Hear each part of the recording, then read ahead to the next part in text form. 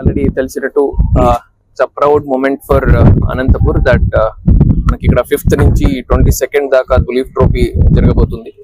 So దాని గురించి బందోబస్తు అరేంజ్మెంట్స్ అన్ని కూడా పర్యవేక్షించడం జరిగింది.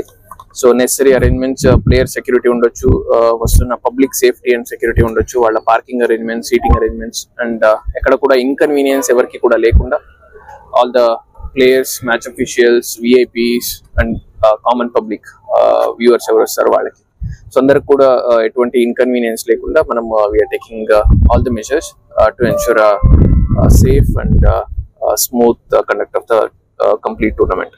ఒక రోజుకి ఒకే పాస్ ఉంటుంది. సో మ్యాచ్ 5th అంటే 5th కి మాత్రమే అది చెల్లుతుంది. మళ్ళీ 6వ తారీఖుకి వేరే పాస్ ఉంటుంది. ఆ పద్ధతిలో ఇస్తున్నాము సో దట్ చాలా ఎక్కువ మందికి మనము ఫెసిలిటేట్ చేసినట్టు అవుతాము, ఎక్కువ మంది మనకి ఇక్కడ వచ్చి మ్యాచ్ చూసినట్టు కూడా అవుతుంది. సో నా రిక్వెస్ట్ ఏంటి అంటే సింగిల్ ఏ రోజుకి మీకు పాస్ ఉంటే ఆ రోజే వాళ్ళని అలో చేయడం జరుగుతుంది. వేరే రోజు పాస్ తీసుకొచ్చి మీరు 6వ తారీఖు పాస్ తీసుకొచ్చి 5వ తారీఖు నన్ను అలో చేయమంటే అలో చేయడం కుదరదు. సో మీకు కూడా ఇన్కన్వీనియన్స్ అవుతుంది ఎవరు చూడడానికి వస్తున్నారు వాళ్ళకి.